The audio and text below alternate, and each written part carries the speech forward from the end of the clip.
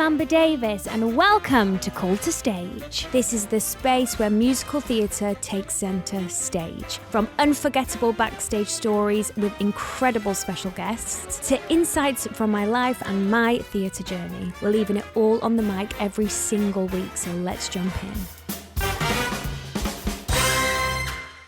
Hi guys, welcome back to Call to Stage with me, Amber Davies. Now. I have a good friend sitting next to me. We go back. We go way back. We like that. We're like that. Oh, yeah, like that. I actually did my West End professional debut with this man. It's the incredible Brian Conley. Hello, everybody. I'm the incredible Brian Conley. What makes me incredible? Are you kidding me? You're like the most warmest, funniest. I loved working with you so much. You really took me under your wing. Well, you... I was very young. Yeah, but extremely talented. And what I loved about you, and I always do with any professional, is you give 110. And I don't think you ever had a day off. I think you was absolutely dedicated. And, you know, I think so many young people these days have a different mindset and a different work ethic. But you are a true professional. Oh. And you love being out there and you're an entertainer. And I very much admire that. Thank you. Someone that never, you know, holds back, whether it be a matinee, I'll save it for tonight, you know, no. And never one of those that coughs on a Thursday to have the weekend off, you know. And you go, they're going to go. Let's not mention any names, but we've been in shows where you just know there's certain people in that show. They're off. Yeah, they're off. They're off to a wedding this weekend. Yeah. Couldn't book it as holiday. Don't post anything, you know. Yeah. We had the best time together, didn't we?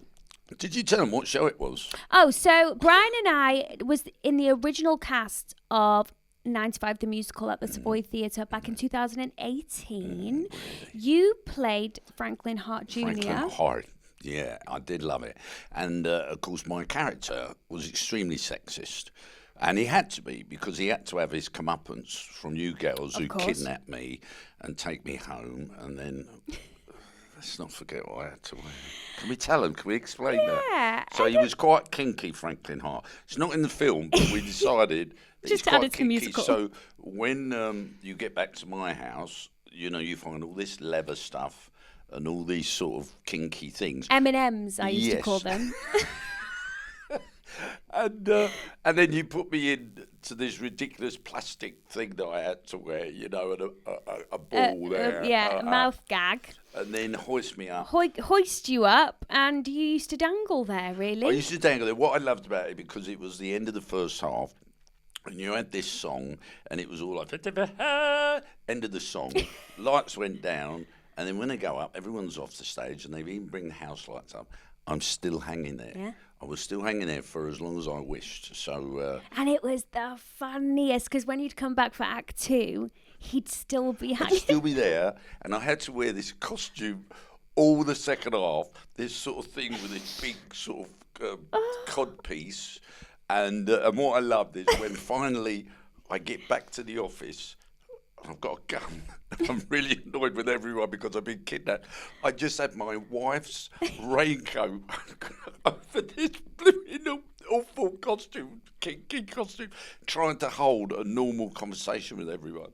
Do you remember the night the gun didn't go off? Oh, my gosh. Remember, it was a specific cue. Once the gun went off, everyone had to run on and go, what? And you were there going...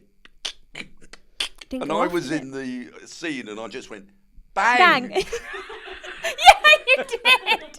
You did. We brought the house down, but you with that gun, you used to, because it was a right big old gun. It really did scare the life out of the audience. And I remember you used to do it like this. You were like, I did. I used to like twitch before I went. I knew what was coming. And you weren't meant to be, but I don't know. It was so funny. I used to love watching you. You did say bang. I did. Bang!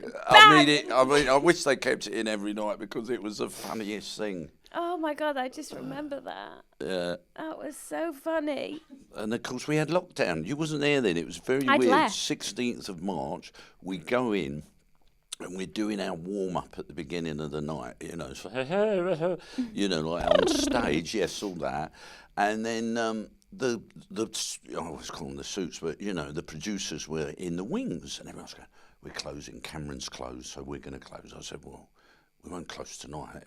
We're doing the warm-up. And then we finished the warm-up, and then they walked on and said, we're closed. And I went, what did we just do a warm-up for? What was the point Well, of so that? that night? Yes, it was 16th of March. We wandered in, we'd done the warm-up, we'd heard that Cameron had closed that night. He'd pulled all his shows, and we just thought maybe we've got one more night before everything locks down. For a couple of weeks. Do you remember that? Yeah, we'll be off for a couple of weeks. That'd be it. And then it just went on and on. Oh, That's awful. I can't believe that. Yeah, so... Did you ever go back? No, the show closed eventually because it went on for on. Then they went, and of course I was going to do some of the tour, and then they went, no, that's off. And it was I know. just They asked so me to go surreal. back on the tour as well. Well, we'd done a bit of the tour. We'd done Milton Keynes together. That was the year before, though. Yeah. Yeah. So 16th of March, and then it's a few months in, and we had builders around the house, and they had done some sort of stuff in the garden. But where it was these lovely rocks that I'd bought. You can buy nice rocks around this rockery. They got rid of them and they buried them. And I went, those rocks would be really nice. We're now in lockdown, a few weeks in, and I dig up these rocks and I've put them in the bucket and I'm cleaning these rocks. And I'm thinking, I was starring in the West End about 3 weeks ago, and now I'm cleaning rocks in my garden because I've got nothing to do. It was so weird. What was the surreal thing you'd done in lockdown? I know. Drink. I'm a raging alcoholic. Oh, No, I mate, it didn't. was full on. No, I'll tell you what. I came a quiz genius. Oh, I Remember know, the we Zoom, all did. the quiz Oh, Zooms? dear.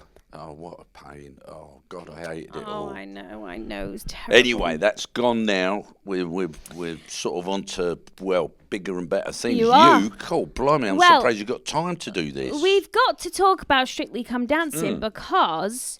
When I done it, I got more points on my driving licence than I did in that show. No, I enjoyed it. I really did, and I'm sure you are currently, And your brother... My brother Alan Conley is the floor manager. So I see Alan every single week. He is... You know what? I remember you telling me when we worked together that Alan worked on Strictly. Anyway, I saw him and I thought, gosh, he looks like someone I know. And I just couldn't put my finger on it. Anyway, week went on, and he came up to me and he said, I am Brian's brother. And I said, that's who you look like. Yeah. You look the image of each other. Yeah. He's about 14 years younger. He didn't do the very first year. What year did you do? 2017. Okay. Amy's first year. Amy Okay. Dowden. God bless her. I love her. We're still very close friends. I went to her wedding, things like that.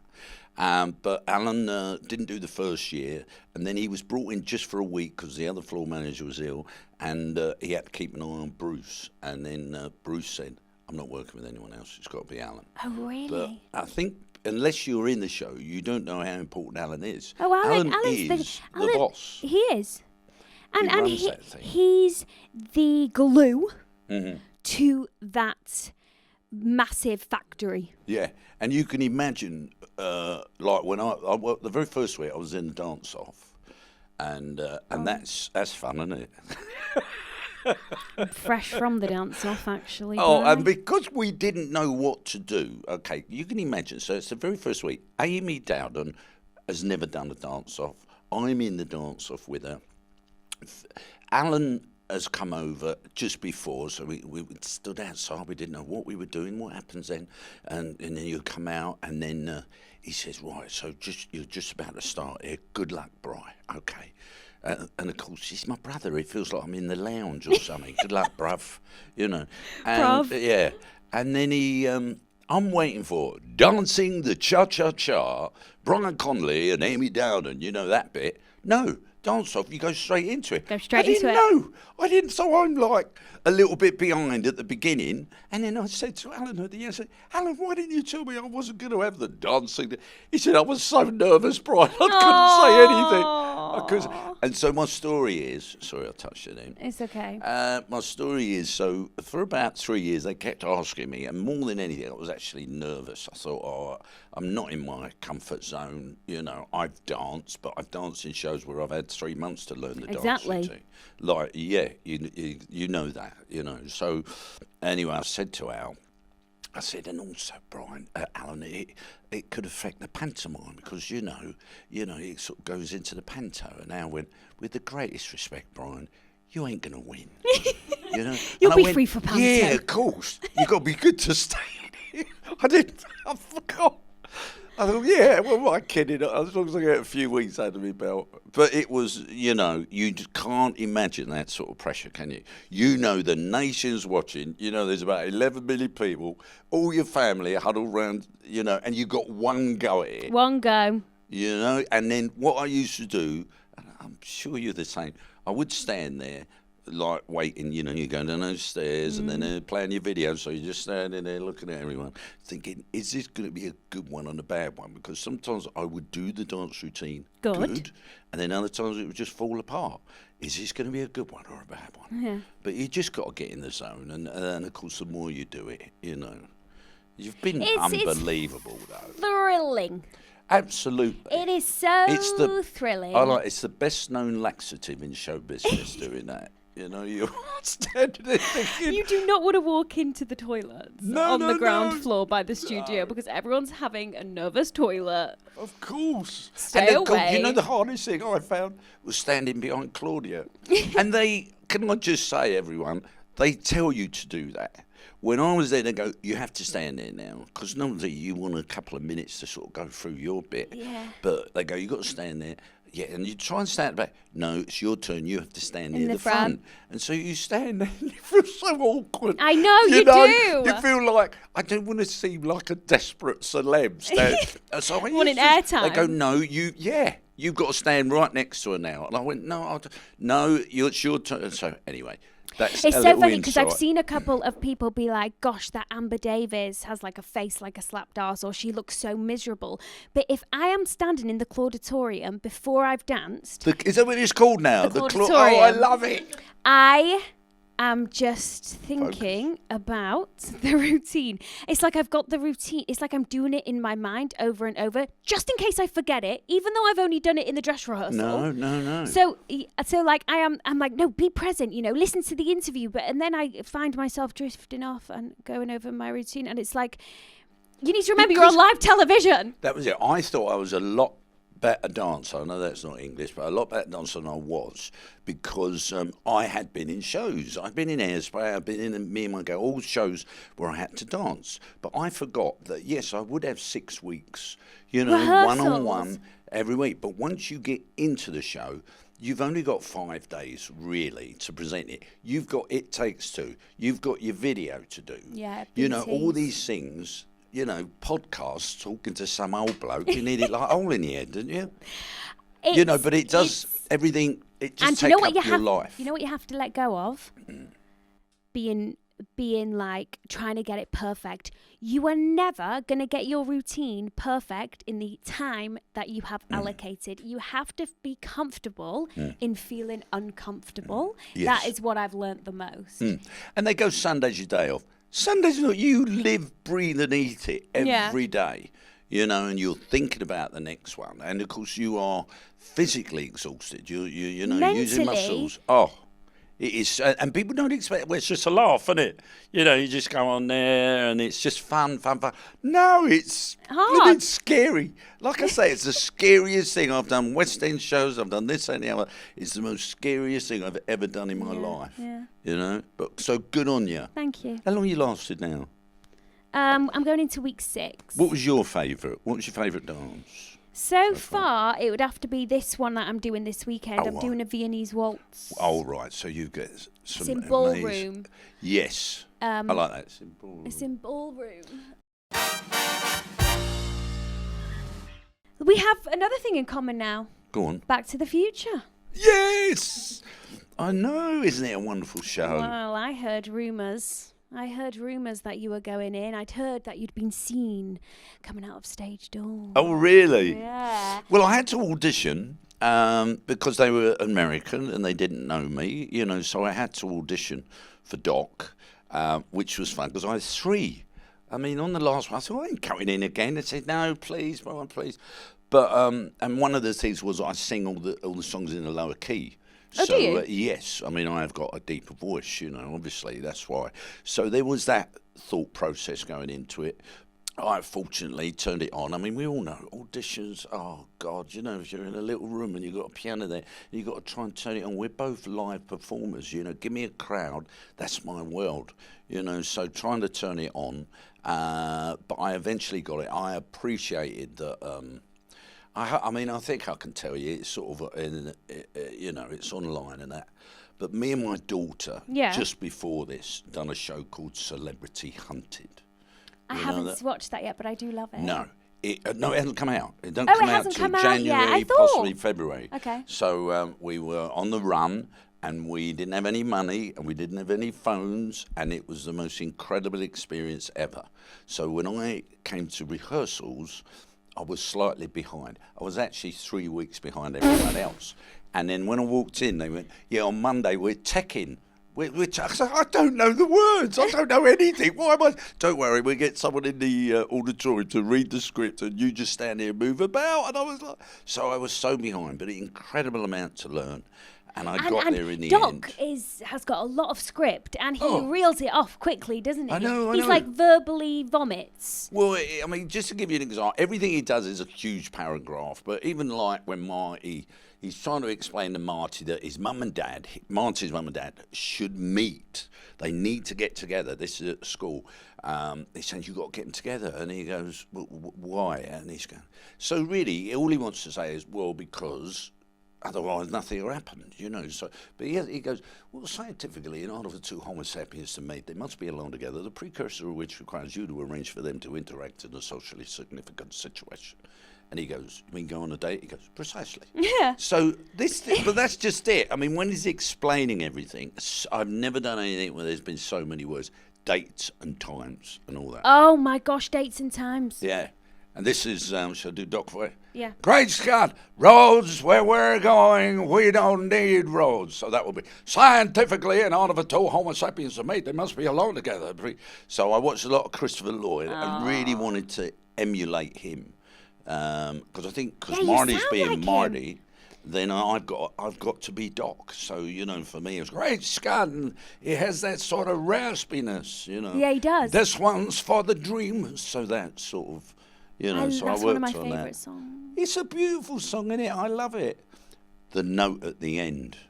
Like that high for like me, used to be up there, and every night I'm going, oh God, here comes the high bit at the end, and it's all gentle and soft. And anyway, I did get a bit anxious of that, but still not in the same league as Strictly. Yeah. Oh my gosh! Can we talk about the car? Oh, it's unbelievable, the car. The end. The end. Of course, we have to emulate the film, and so it's a feat of engineering. And to make the car, as you can imagine, go 88 miles an hour, which it has to do to go back in time, we're on stage. How are they going to do that? And they do. The design, the technical team are second to none. They're right up there. Stu does it all. Love Stu. Oh, Stu is so good, and it's all done. And it's all done by magic. Magic. There you go. That's how. And it is. And I cannot say how many times I've been at stage door. People don't worry about the show. They just go, "How'd you do the car?" I know. And I go, and then I'm like, I shouldn't say anything. Have you met Bob Gale? Oh, yeah.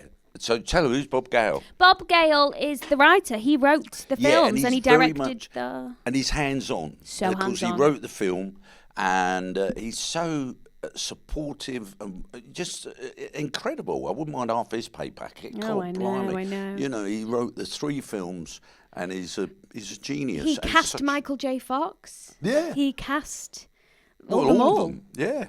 And just a humble, nice... And he goes, Brian, we're one big family and the sun doesn't set on Back to the Future. So I think politely he was going, if you want to do it again, we'll give you a bell. I went, all right, Yeah. if the money's right, you know what I mean? Get yourself over to wherever they're Well, doing it's it. on Australia, it's going to Melbourne, it's going on tour, you know. I know, it's going on tour. And how beautiful is the Adelphi? Oh, I love it. Well, wait for it. I was there in 1991. You did your debut there? Yeah, in a show called Me and My Girl. I played the young lead, and now I play the old fart. So I've done a full circle. I thought it was going to be a lovely moment for you because when I saw that you did your West End debut there, I thought, my God. I know. Well, I used to do a song, "Leaning on a Lamp," which is a love song in the show, and you would look off, you know, it's all dreamy, and there's a specific exit sign, the back of the stalls, and whenever I look at it, it just reminds me. It takes me back 34 years ago. That's the sign. That's the exit sign I used to look at, you know. So and look at everything you've done since that moment. You'd never believe it, would you? Well, I went, they kept asking me, I was sort of successful on the telly and I'd done this, that and the other, and they kept saying, would you like to come and see the show, Me and My Girl, with a view to be in it? And I don't want to go there. I thought it was like sort of going to be, me and my girl, meant for each other. And what's this all about? So anyway, I'll see it. Oh, it's so good. It's about a cheeky cockney who becomes an earl, whose father had a bit of fun with one of the parlour maids, and I turn up, and then, of course, the father dies, and they go, well, who's the next Earl of Hereford? And I turn up, you know, and it was an absolute dream role. It was made for me. The bit that worried me is there's a 4-minute tap routine. 4 minutes of tap, and I couldn't dance. Anyway, I learned... I used to go in every day for about 6 weeks before we actually started rehearsals, tapping it out, and gradually getting to it. Then I meet my my leading lady. And, who was your leading lady? Joanna Riding. Now, Joanna Riding has done many things since, and she was her first job. But it took her 2 days to learn this dance routine. That took me 6 weeks. But, you know, there you go. I'm not a dancer. And I can't count. Do you count? Yes. Yeah, you see, that's a godsend, isn't it? Can you make any more noise while drinking? I mean, what's that all about? Can you get... Yeah, okay. Anyway... You meant to be all professional. So is that what you do? I tried to do it. 1, 2, 3, 4, 2. How the hell do you do it? Yeah, I would. And it I would makes it count. a lot easier. It does make it a lot easier. I'm dancing. I'm hearing the music and You're the feeling beat. it. I'm feeling it, but it takes me a lot. And of course, I had to learn that funny little dance, you know, in 21st century, which I really enjoy. Gosh! I enjoy Do you go that. on the? What do you mean? Oh yeah. You do? Yeah, I do. Yeah, I mean, I'm sure we can say yes. I do. I go on the hoverboard, which I picked up fine because I did play Barnum once for Sir Cameron, and in Barnum, to close the first half, you have to walk on a tight wire. So I learnt to do that, and I had to go to circus school for about 3 months. Have you got like 9 lives? Oh, I don't know. But anyway, I done that. I went to circus Oh, school. well, I had to learn how to do it. I had to learn to juggle. I had to learn to walk on stilts and to do some sort of gymnastics. But anyway, I done that, and so that whole balance thing, I was very good with it. Oh, great. So the hoverboard's easy for you. Well, in rehearsals, because you're in a nice flat dance floor, but when you're there, you've got all these tracks, so you're bobbing around. But anyway, I feel all right, touch wood. Yeah. What's your favourite part of Back to the Future? The end. Not the end. Not the end. The bows. Yeah, the bows. Good night. It's that lead up. It's the clock tower. Oh, it's where is he? You know, and we've got the rain coming down, and we've got that wonderful score, that movie score underneath.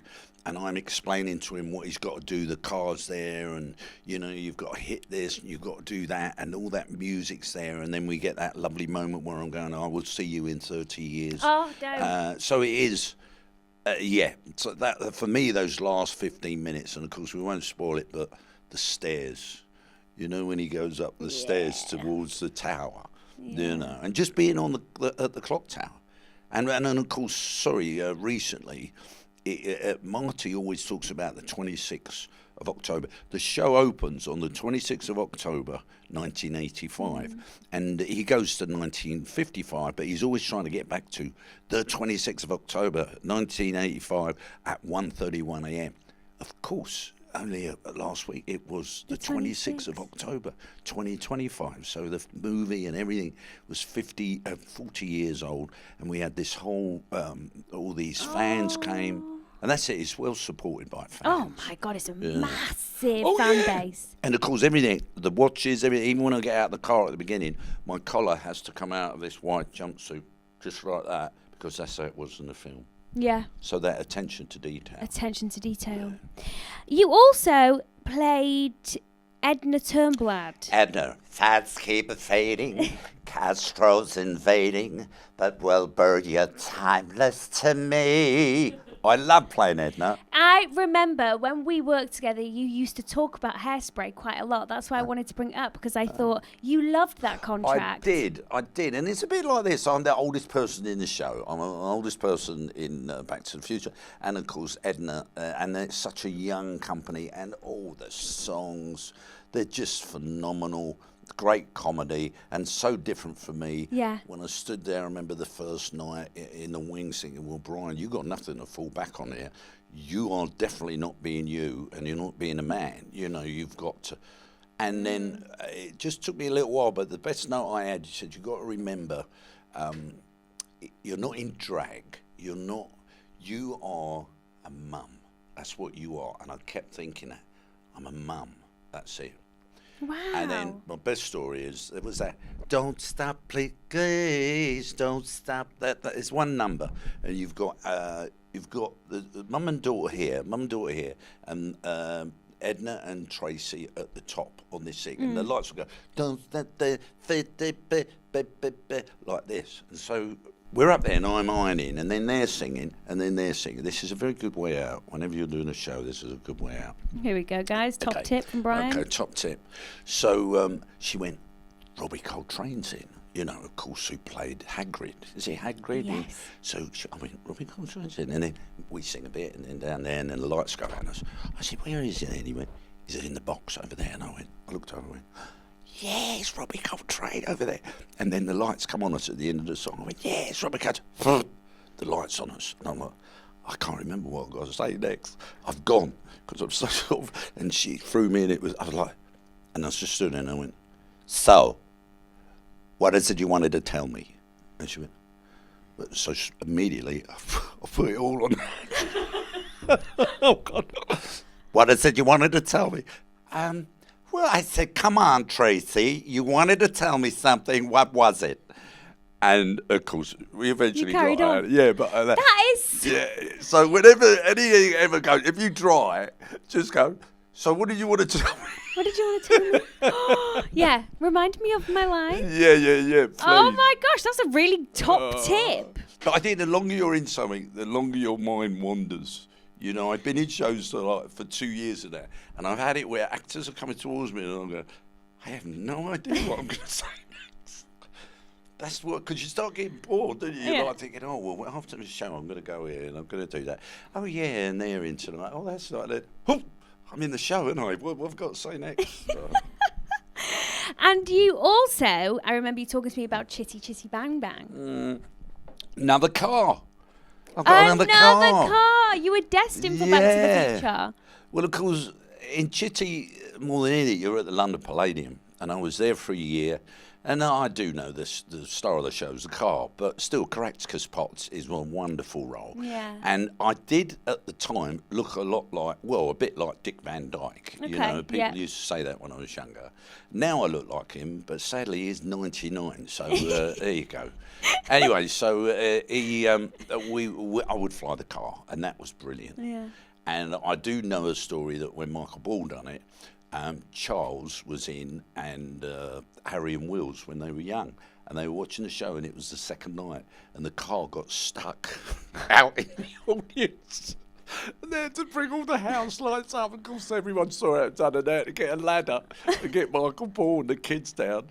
And of course, they had to not stop the show. They had to stop the show. And I remember the little kids. You know, the little kids are so trained up, and they're from acting school, and they can all dance. They always used to do the whole turnout thing.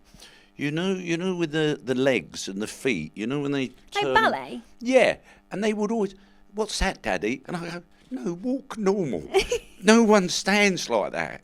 Well, and then and then when we rehearsed, you know, you get this little 7-year-old go, "No, I think you'll find the line is this," you know, and you're getting notes from them because you've tried. Yeah. And I go, "You've got nothing to remember, kid. You've got to remember. I have got a mortgage. I've got a family. I've got kids. I've got lots of things going on in my head. You're only worried about the show. You're only 7. Don't tell me what to do, and walk normal."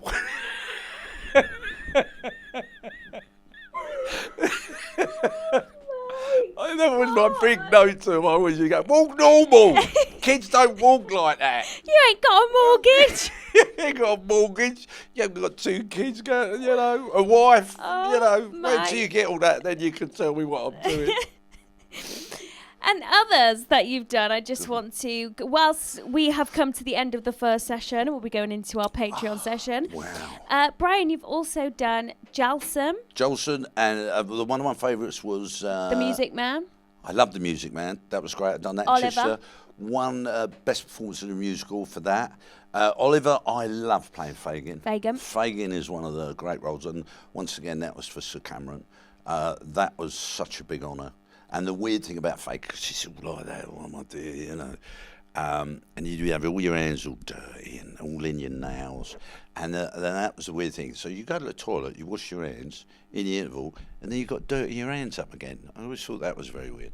Makeup, phenomenal. Yeah. You know. Oh, I should get my phone and show you. Can I show you a quick... shall I show you in the break? Yeah. Yeah, all right, show you a break. Sorry. You've done We're Oliver, just having a chat, Barnum, really. A Christmas I forget it's Carol. A podcast.